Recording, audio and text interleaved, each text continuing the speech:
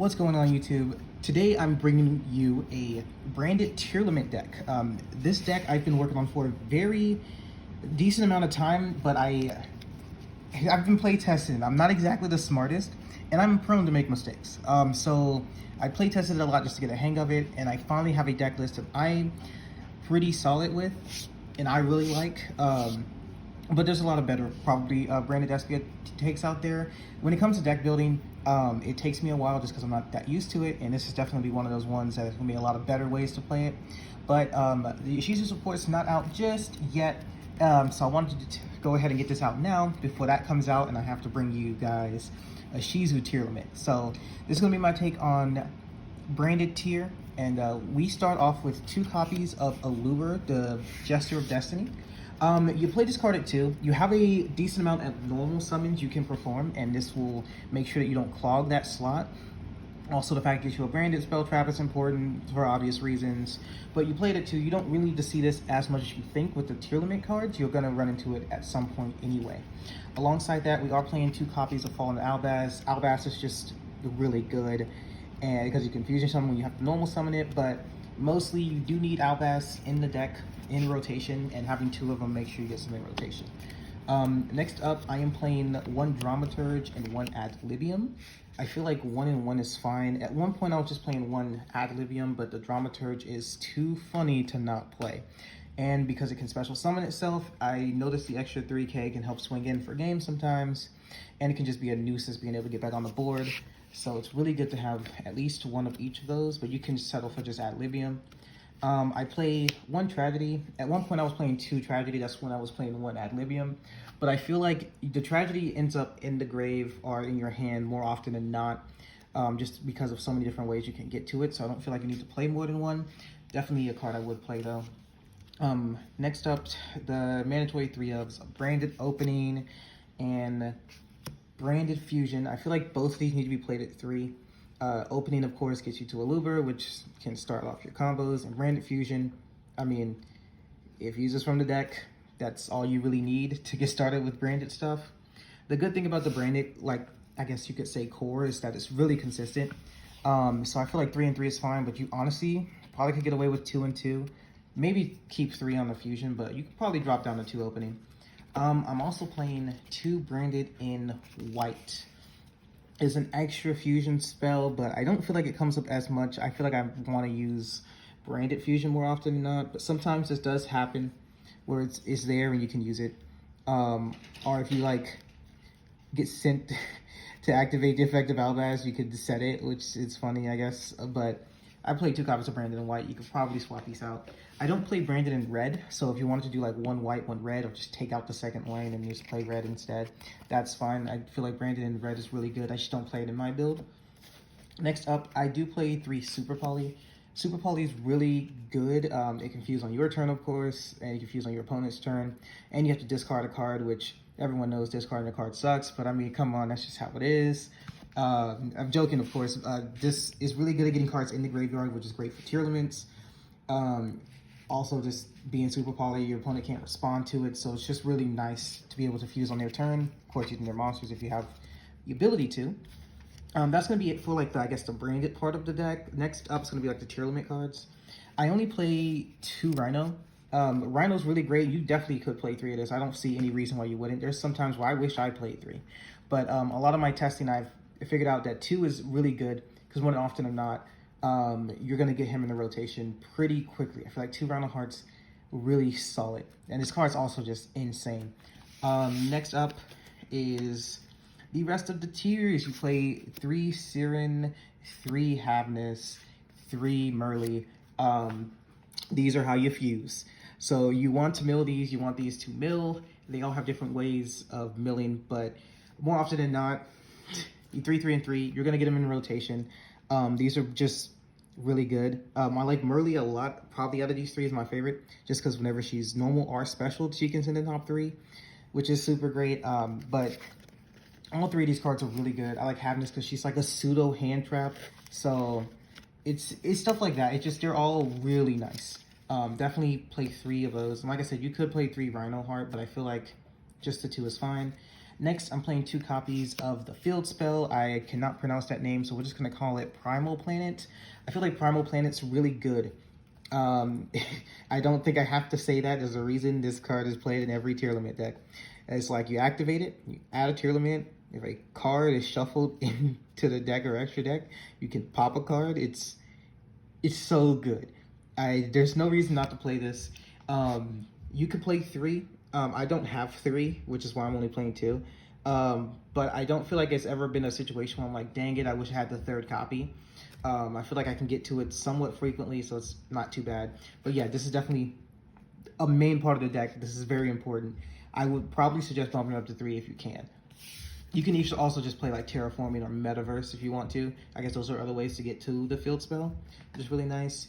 2 copies of Solic, or Solic. But regardless, this card's okay when it's on the field. You can negate an effect as long as you control a Tearlament or Visa Starfrost. But more importantly, if it's sent from to the graveyard by card effect, you can add a Tearlament monster from deck to hand. And that's pretty good. I don't know if you guys know this, but I know it's hard to get cards in the graveyard sometimes, especially in this deck. You know, there's no way to mill cards, but that's definitely a really good card once it gets milled off a Tearlament. So now here's the stuff I'm playing. I'm playing 1 copy of a Heartbeat. I think Heartbeat is a very funny way to get rid of spell traps, and especially because it shuffles them into the deck. This can target 1 or 2 if you have Visa Starfrost, and mostly importantly, after that activates, you can send a card from your hand to the graveyard, which is really nice. But if this is sent to the graveyard by, card effect, you can target a Tearlament trap in your graveyard out to your hand. That is not as useful as it sounds, but the Heartbeat is really nice. I played alongside Visa Starfrost. 1, you need a light in the deck for one of the fusions, but also Visa Starfrost is funny. I needed to play a light in this deck for my branded stuff, and I felt like Visa Starfrost was really funny just because of the interaction with Heartbeat in particular. I also really like the card, so I thought it was really dope to play it, especially because it's like sort of an in-archetype card, and it was also one of the it's a part of another archetype who's, I think, is a Scareclaws. Next up, we do play Beast and Squamata. Please play like Beast and Dragon. I feel like Dragon's better, but I don't have Dragon. I have Squamata. Squamata's okay. You could probably get away with just playing just 1 Shaddoll, because the times you go into Winda aren't really as prevalent, but I play 2 just for consistency's sake. Worst case, I use Squamata to pitch Beast, which is okay. We're playing 3 Ash Blossoms. You can't really go around this format without playing 3 Ash Blossom. Next up, we're gonna play a card I wish I could play 3 of, and that's Instant Fusion. This card is at 1 for a reason. It's crazy. It doesn't negate. Why can't it if it negated the effects of the monster, this card would be fine. But the fact that it doesn't negate them, it's so good. Worst case scenario, you can open a card of bricks and then Instant Fusion, and you can go off to the races. It's so crazy. Next up, we're playing 1 Foolish Burial. This is just to get, it sends monsters from deck to the graveyard. You definitely don't want to send in this deck, so this is really good. And we played 1 Called By. I needed the last slot filled, and I felt Called By was fine. I guess this could intentionally be any card. If you have Branded in red, definitely recommend that. But this is the last hand trap I play. For the extra deck, there's some flex slots in here just because my extra deck's not perfect. I'll be honest, I'll say that with you now. First off, we'll go with the Aluber stuff. We play 2 Albion. This is why you need a light monster in the deck, which is why we have Visa Starfrost. I play 1 Albalinius. This is just funny when it comes up. There are some points when the game, if it gets dragged out long enough, that this is very important to play. And then I play 1 Lubellion, and of course 1 Mirror Jade. And this is your little setup here. It gives you the Mirror Jade, which can start banishing stuff, which is really good. After that, we're gonna play 1 copy of Dragostapelia, 1 Starving Venom, and 1 Garura. These are basically your way to get, if we use your super poly targets essentially, right? 2 dark monsters hit the field, make Starving Venom. Something happens, and you have a fusion on the field, or your opponent has a fusion, because the best deck right now is kind of a fusion deck. Dragostapelia. Worst case, 2 monsters with the same type and attribute but different names. You can Garuro them. All really good targets to have for super polymerization. I would say there's probably another one. Was it Mud Dragon of the Swamp? It's another good one. Or I think that's the fusion. I forget. But one of the Mud Dragon fusion, he's really good. I do not have that card, but I would say that's definitely something to put in the extra deck if you have it. Next up are Winda. Winda's good. I mean, they can only special summon once per turn. I mean, it's really good. So definitely solid to have a Winda. We're playing one Despian Court. I do not know the name. This Despian monster, the one with the really cool butterfly wings. This thing it's very funny. It basically helps you like kill if it can turn on the attack monsters on the field to 0, and it kind of swing in for a lot. And a lot of your fusions are level 8 fusions, so that it doesn't like affect your fusion monsters. So this is just really good to have. It helps you get in for games sometimes, and in a simplified board state is very hard to deal with. Of course, our tier limit monsters are going to be next. We play 2 Kit Kalos, 1, I think people have been calling her Lula. Well, I'm going to call her that because I cannot pronounce that name, and 1 Kaleido Heart. Lula's very funny. I think this is the most recent tier limit to come out, and she's a little goofy. If she's destroyed by, because she protects all your Aquas from battle, your Aquas that you, fuck, I'm sorry. This is the part of the video where she can edit out, but no, I'm gonna keep it in.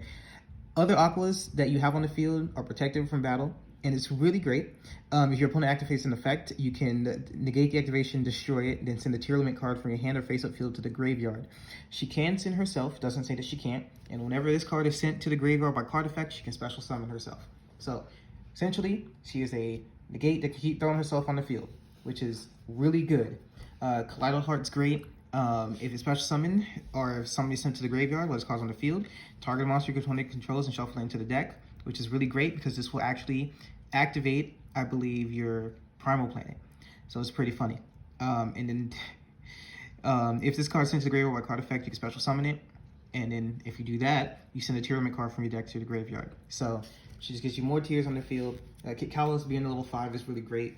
Kit Kalos herself can just mill like 8. It's crazy, and the fact you can get her off instant fusion, you basically have a free Kit Kalos. So this is what I play for tier limit stuff. I don't think I change any of it. Maybe a 3rd Kit Kalos, but really I don't see any reason for it because you can shuffle them back into the extra deck pretty easily.